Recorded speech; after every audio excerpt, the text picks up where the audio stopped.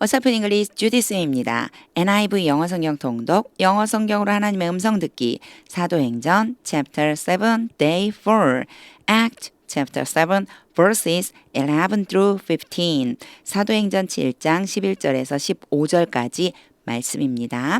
의미 알기 전에 영어 문장 읽기 끊지 않고 처음부터 끝까지 읽을 때 소리내서 함께 읽으면서 직독직해가 되는지 한번 해보세요. Then a famine struck all Egypt and Canaan, bringing great suffering, and our ancestors could not find food. When Jacob heard that there was grain in Egypt, he sent our forefathers on their first visit. On their second visit, Joseph told his brothers who he was, and Pharaoh learned about Joseph's family. After this, Joseph sent for his father Jacob and his whole family, 75 in all. Then Jacob went down to Egypt where he and our ancestors died.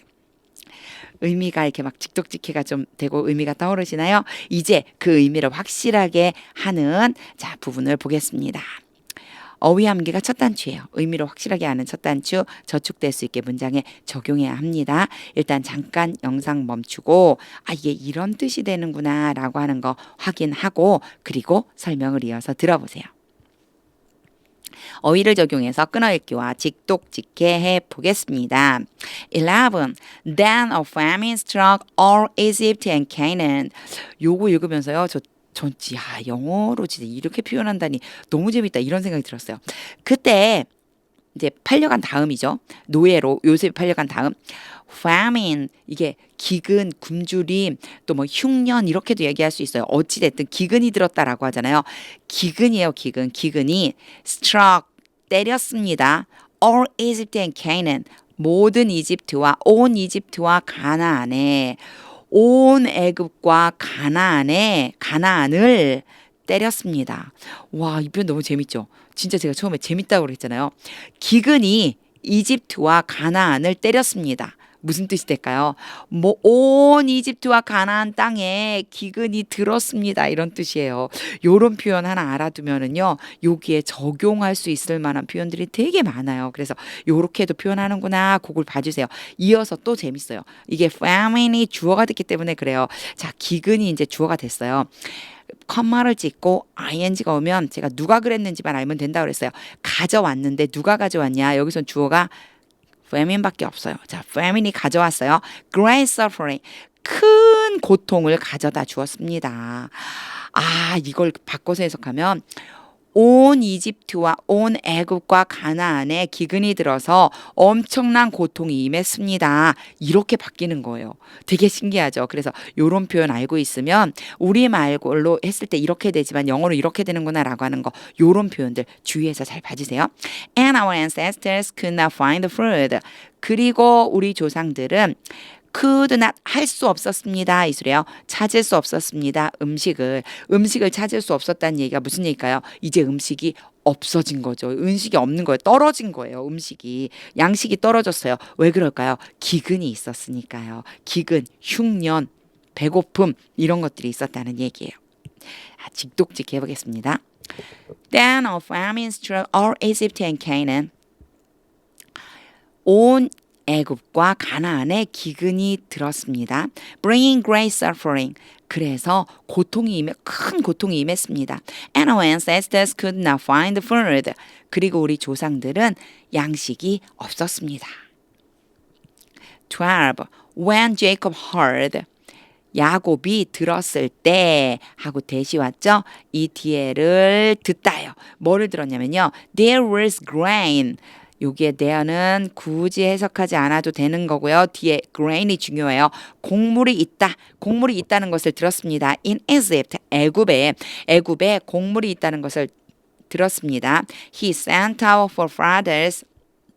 그가 야곱이 우리 조상들을 보냈습니다.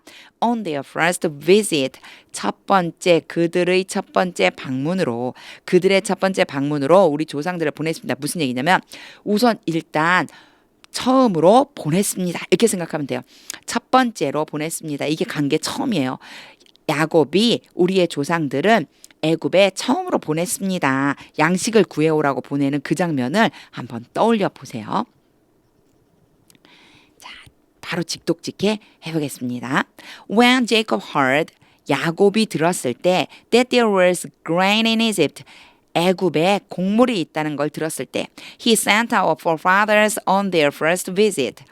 야곱이 우리 조상들을 애굽으로 첫 번째로 보냈습니다. 13. On their second visit, 이제 두 번째죠. 두 번째 방문 때 Joseph told his brothers, 요셉은 그 형들에게 말했습니다. 그 형들에게 말했어요. 뭐라고 말했냐면요. 여기가 이제 말한 내용이에요. Who he was. 요거 봐주셔야 돼요.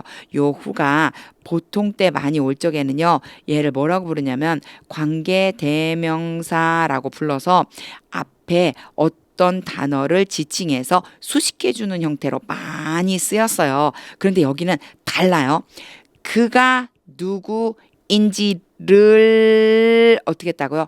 말했다고요. 그가 누구인지를 말했다는 거예요. 그래서 tell이라고 하는 동사 뒤에는 목적어가 두 개 와요. 하나 목적어, 둘. 그래서 이거 어떻게 표현하냐면 직접 목적어, 잘못했어요. 앞에가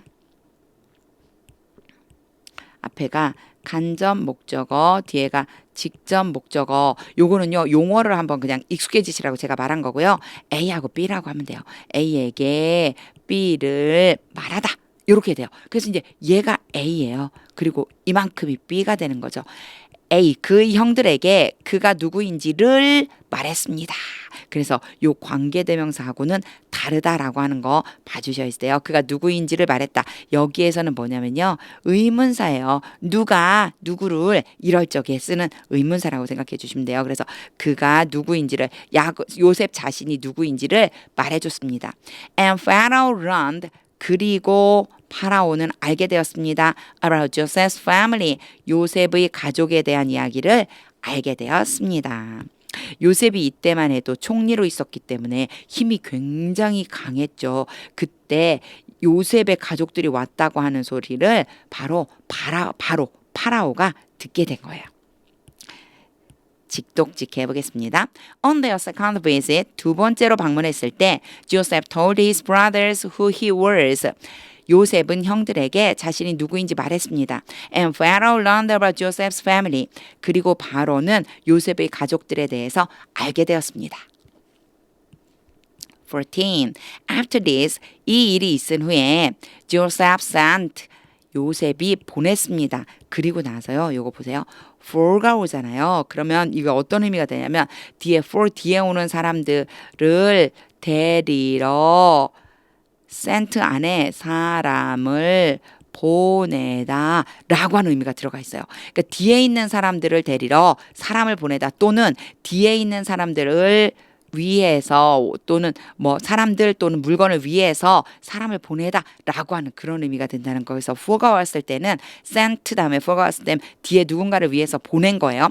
Joseph sent, 사람들을 보냈습니다. For his father Jacob, 그의 아버지 야곱과 and his whole family, 그의 온 가족을 위해서 그들을 데리고 오라고 사람들을 보냈습니다. 75 in all, 모두 합쳐서 75명이었습니다. 그러니까 75명이나 되는 사람들, 그러니까 요셉의 아버지 야곱과 그리고 또 75명 다 합쳐 75명이나 되는 친척들을 형제들, 뭐 조카들 다 데리고 오라고 사람을 보냈다는 거예요. 여기서는 sent for만 잘 봐주시면 돼요. 직독직해로 마무리해 볼게요. After this, 이 일 후에 Joseph sent for his father Jacob and his whole family. 요셉은 아버지 야곱과 그의 온 가족을 데리러 사람을 보냈습니다. 75 in all, 모두 합쳐서 75명이었습니다. 15. Then Joseph went down to Egypt. 조셉이 아니고 야곱이에요. Jacob. Then Jacob went down to Egypt. 그러자 야곱은 이집트로 이집트까지 내려갔습니다. 이집트로 내려갔습니다. Where he and our ancestors died. 컴마가 주로 오고 where가 오면요. 뭐 컴마가 안 할 때도 이럴 때가 많지만 앞에 있는 이 장소를 지칭하는 거예요. 그래서 여기서는요. 그냥 이렇게 해석하시면 돼요. 그곳에서 그는 야곱이겠죠. 야곱과 우리 조상들이 죽었습니다. 어디에서 죽었다는 거죠? 바로 이집트에서. 이집트로 내려가서 요셉이 보낸 그 사람들을 따라서 이집트에 와서 바로 애굽인 이집트에서 죽었다는 거죠. 제가 해석을 하다 보니까 이집트라고 하는 때도 있고 애굽이라고 하는 때가 있어요. 자, 애굽이라고 이제 통일 한번 해볼게요. Then Jacob went down to Egypt. 그리고 나서 야곱은 애굽에 내려왔습니다. Where he and our ancestors died. 거기에서 야곱과 우리 조상들이 죽었습니다. 다시 한번 읽어볼 텐데 의미를 직독직해 했던 걸 떠올리면서 한번 소리내서 읽어보세요. 하나님의 음성 듣고 싶어요. 이런 마음 가지고 소리내서 함께 읽어보겠습니다.